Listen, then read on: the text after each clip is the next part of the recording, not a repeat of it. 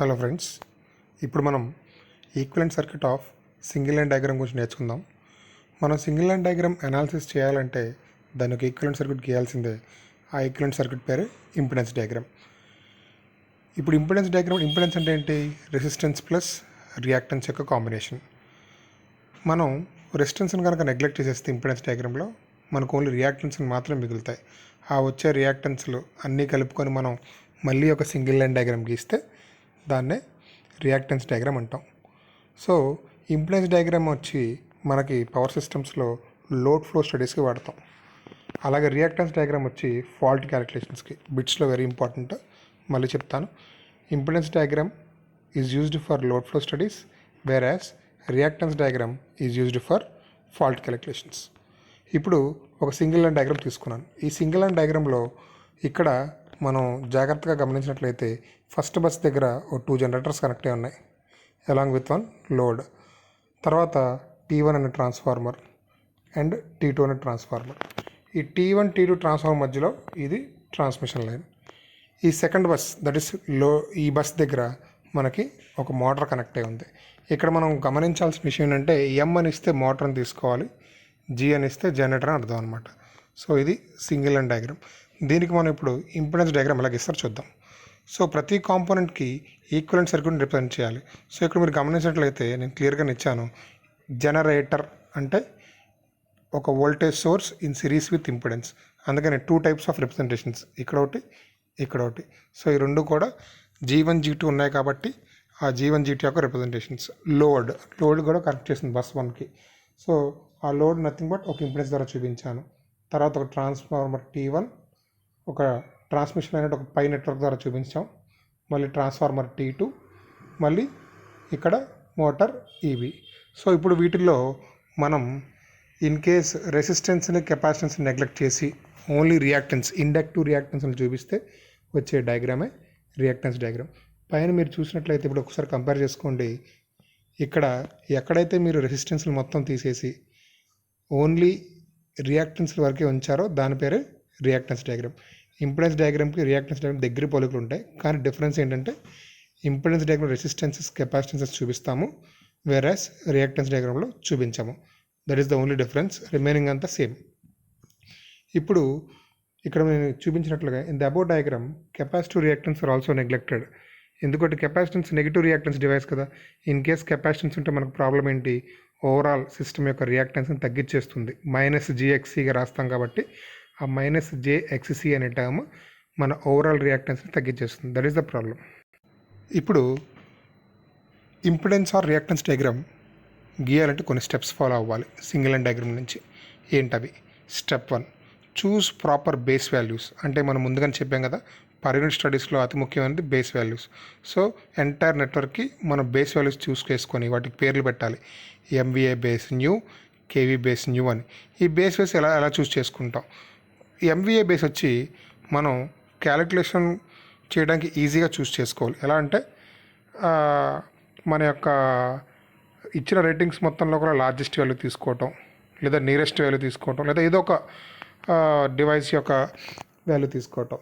So MVA బేస్ని చూస్ చేసుకున్న value ఎప్పుడూ కూడా చేంజ్ అవ్వదు.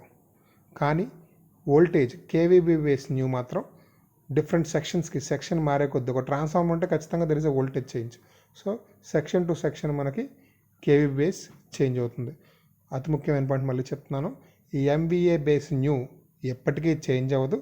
KV బేస్ న్యూ మాత్రం చేంజ్ అవుతూ ఉంటుంది. Next step, select a base KV for one section of the power system. MVA base new మారదు, కానీ KV బేస్ మాత్రం మారుతూ ఉంటుంది. సో డిఫరెంట్ సెక్షన్స్కి డిఫరెంట్ వోల్టేజ్ లెవెల్స్ మనం చూస్ చేసుకోవాలి. ఇప్పుడు నేను స్క్రీన్ మీద చూపిస్తున్న formula KVB on LT section is equal to KVB on HT section into LT rating by HT rating. అలాగే KVB on HT section is equal to KVB on LT section into HT rating by LT rating. So impedances ఎప్పుడు కూడా మనం step 3లో ఒకసారి చూసినట్లయితే the impedance of the components in the power system are expressed in ohms or in per unit. So ఈ per unit values మనం calculate చేస్తూ ఉండాలి. ఎలాగా? Starting from one end, first end నుంచి చివరి వరకు కూడా ప్రతి డివైస్ యొక్క రేటింగ్స్ని అజ్యూమ్ చేసుకొని ఆ రేటింగ్స్కి different per unit formulas apply చేసి మనం సింప్లిఫై చేయాలి. ఇప్పుడు ఒక ప్రాబ్లం తీసుకొని దాని యొక్క రియాక్టెన్స్ డయాగ్రామ్ గీద్దాం. Consider a power system shown below and draw the reactance diagram. So reactance diagram గీయడం కోసం మనకు ఫస్ట్ ఏమి ఇస్తారంటే సింగిల్ లైన్ డయాగ్రామ్ ఇస్తారు. సో సింగిల్ లైన్ డయాగ్రామ్ ఇక్కడ చిన్న డయాగ్రామ్ తీసుకున్నాను నేను. ఇందులో అతి ప్రాముఖ్యంగా ఒక జనరేటర్ ఉంది, ఒక ట్రాన్స్ఫార్మర్ T1, ఒక ట్రాన్స్మిషన్ లైన్ విత్ 20 ohms, ఒక ట్రాన్స్ఫార్మర్ T2, ఇంకోటి ఒక మోటార్ M. సో 5 కాంపోనెంట్స్ ఇక్కడ మనకి ఇచ్చారనమాట. సో ఫస్ట్ స్టెప్ ప్రకారం మనం ఏం చేయాలి, we have to choose generator ratings or we have to choose base values first of all. So ఇక్కడ నేను జనరేటర్ రేటింగ్స్ బేస్ వాల్యూస్గా తీసుకున్నాను, ఎందుకంటే నాకు క్యాలిక్యులేషన్స్ అనేవి ఈజీగా ఉంటాయి. సో వాళ్ళు కనుక ప్రాబ్లంలో స్పెసిఫై చేయకపోతే మీరు ఏం చేస్తారంటే జనరేటర్ యొక్క రేటింగ్స్ ఏవైతే ఉన్నాయో ఆర్ ఫస్ట్ కాంపోనెంట్ రేటింగ్స్ ఏమైతే ఉన్నాయో అవి బేస్ వాల్యూస్గా అజ్యూమ్ చేసుకోండి. ఇక్కడ MVA బేస్ న్యూ వచ్చి 100 MVA and KV base new వచ్చి 11 KV. So X is 15% or 0.15 per unit అని అర్థం. సో రియాక్టెన్స్ ఆఫ్ జనరేటర్ వాళ్ళు ఇంకొక విషయం ఇక్కడ ఫిగర్ దగ్గర ఇచ్చిన వాల్యూస్ అంటే మనకి ప్రతి కాంపోనెంట్ దగ్గర రేటింగ్స్ ఉన్నాయి కదా. ఇప్పుడు జనరేటర్ దగ్గర 100 MVA 11 KV 15%, ట్రాన్స్ఫార్మర్ T1 దగ్గర 100 MVA 11/110 KV 10%. అలాగా మనకి ప్రతి కాంపోనెంట్ దగ్గర కూడా వాల్యూస్ ఇస్తారు. ఆ వాల్యూస్ ఏవైతే ఉన్నాయో కాంపోనెంట్ దగ్గర ఎగ్జిస్ట్ అయ్యే వాల్యూస్ ఓల్డ్ వాల్యూస్, నువ్వు ప్రాబ్లం స్టార్టింగ్లో అజ్యూమ్ చేసుకునే వాల్యూస్ న్యూ వాల్యూస్. ఈ పాయింట్ చాలా ఇంపార్టెంట్. కాంపోనెంట్ దగ్గర నీకు సింగిల్ లైన్ డయాగ్రామ్లో ఇచ్చిన ప్రతి వాల్యూ కూడా ఓల్డ్ వాల్యూస్, నువ్వు అజ్యూమ్ చేసుకున్న వాల్యూస్ మాత్రం న్యూ వాల్యూస్. ఇందులో MVA బేస్ న్యూ చేంజ్ అవ్వదు. ప్రాబ్లం అయ్యే వరకు కూడా ప్రతి కాంపోనెంట్కి MVA బేస్ న్యూ చేంజ్ అవ్వదు, కానీ KV బేస్ న్యూ చేంజ్ అవుతూ ఉంటుంది. ఎప్పుడైతే వోల్టేజ్ వాల్యూ మనకి మారుతుందో అప్పుడు మారుతూ వస్తుంది అనమాట. సో అందుకని always MVA base new constant, KV base new gets keeps on changing. So ప్రతి కాంపోనెంట్ మనం రియాక్టెన్స్ డయాగ్రామ్ కాబట్టి పర్ యూనిట్లో దాని యొక్క రియాక్టెన్స్ ఎంత ఉందో ప్రతి డయాగ్రామ్ దగ్గర మనం చూడాలి. So first one reactance of generator దగ్గర ఇచ్చిన వాల్యూస్ ఏంటి మీరు చూసినట్లయితే 100 MVA 11 KV 15%, అవి old. So MVA base old is equal to 100 MVA, KVB old is equal to 11 KV and X per unit is 15% అన్నారు కాబట్టి 15/100 0.15 PU. న్యూ వాల్యూస్ ఏంటి మనం తీసుకున్నవి, MVA base new is equal to 100 MVA, KV base new is equal to 11 KV. నువ్వు formula apply చేసి calculate చేసుకున్నావు, కానీ డైరెక్ట్గా ఎప్పుడైతే ఏ డివైస్ యొక్క రేటింగ్స్ మనం బేస్ వాల్యూస్గా తీసుకున్నామో ప్రాబ్లమ్ సాల్వ్ చేసే ముందు ఆ డివైస్ రేటింగ్ యొక్క రియాక్టెన్స్ నువ్వు కనుక్కోవాలనుకుంటే నీకు సేమ్ ఆన్సర్ వస్తుంది. So that's why XP new is equal to 0.15 per unit. Next transformer దగ్గర రేటింగ్స్ ఉన్నాయి 100 MVA 11/110 KV అండ్ 10%.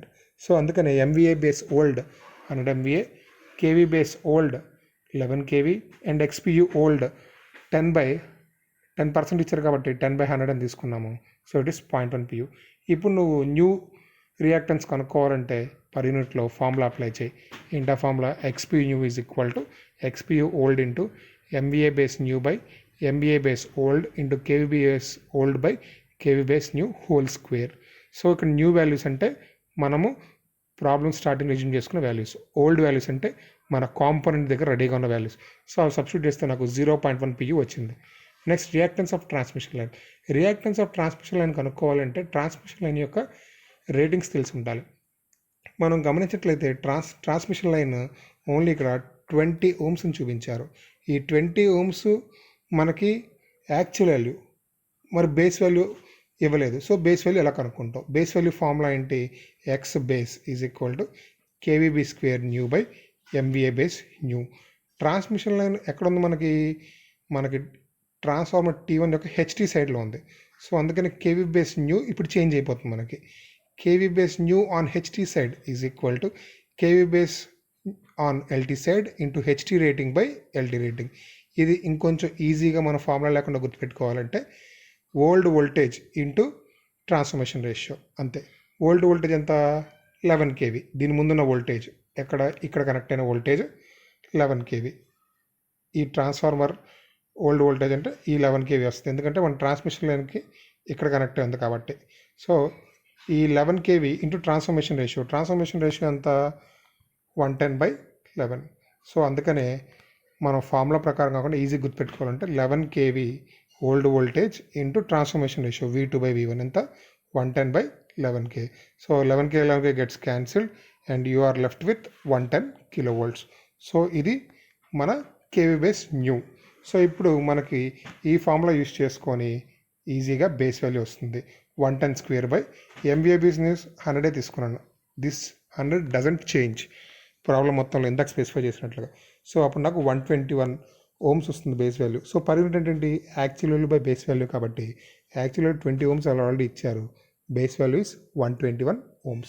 సో అలాగా నాకు X per unit of transmission line 0.165 per unit వచ్చింది.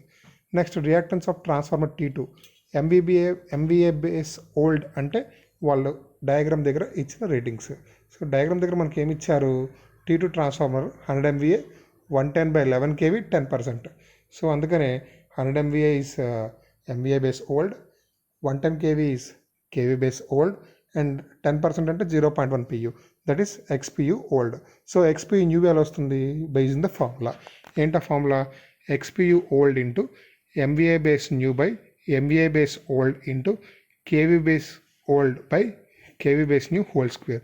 సో న్యూ అంటే మనం తీసుకున్న values MVA base new 100 and KV base news ఎంత తీసుకోవాలి, మనం ఎజ్యూమ్ చేసుకుంది 11, కానీ ఇందాక మనకి ట్రాన్స్మిషన్ లైన్ క్యాలిక్యులేట్ చేసుకున్నప్పుడు అక్కడ మనకి కేవీ బేస్ న్యూ మారిపోయింది. సో 11 తీసుకోకూడదు సార్, ఇందాక ఎంత వచ్చింది అక్కడ మనకి వాల్యూ 110 వచ్చింది. సో మనకి ఇక్కడి నుంచి ఈ వాల్యూ న్యూ వాల్యూ అవుతుంది. సో దట్ ఫోర్ మనం వాల్యూ సబ్స్టిట్యూట్ చేసుకున్నట్లయితే మనకి ఎంత వస్తుంది, 0.1 into 100/100 into 110/110, it is nothing but 0.1 pu. ఇప్పుడు రియాక్టెన్స్ ఆఫ్ మోటార్కి వెళ్దాం, లాస్ట్ డివైస్. మోటార్లో MVA బేస్ న్యూ అంటే మన డయాగ్రామ్లో ఇచ్చిన వాల్యూస్ ఎంత ఇచ్చారు డయాగ్రామ్లో మోటార్లో ఇప్పుడు మీరు చూసినట్లయితే. సో మోటార్ రేటింగ్స్ ఇవి 100 MVA 11 kV 20%. సో ఇవన్నీ కూడా ఓల్డ్ వాల్యూస్. మరి న్యూ వాల్యూస్ ఏమవుతాయి, న్యూ వాల్యూస్ ఏమైనా చేంజ్ అవుతాయా, చేంజ్ అవ్వా అంటే న్యూ వాల్యూస్ ఖచ్చితంగా చేంజ్ అవుతాయి. MVA బేస్ న్యూ 100 MVA, కానీ కేవీ బేస్ న్యూ కనుక్కోవాలి. ఎందుకు కనుక్కోవాలంటే మనకి మోటారు T2 ట్రాన్స్ఫార్మర్ అవతల పక్క ఉంది, that is nothing but other సైడ్లో ఉంది. సో మన ఫార్ములా ఏంటి, old value into transformation ratio. Old value అంటే దీని ముందున వాల్యూ, ఓల్డ్ వాల్యూ అంటే ఇక్కడ దాకా నీకు 110 volts ఉంది, ట్రాన్స్ఫర్మేషన్ రేషియో అంటే 11 kV/110. So 110 into 11 kV/110, so it's again 11 kV. By substituting all the values you are going to get 0.2 pu as reactance of the motor. So reactance diagram here, first this one is for generator, next XT1 stands for transformer 1, XTL for transmission line, XT2 for transformer T2, and the last one, this one is for motor. ఇలాగ మనం ఒక ఇచ్చిన డయాగ్రామ్కి reactance diagram కనుక్కోవచ్చు single line diagram.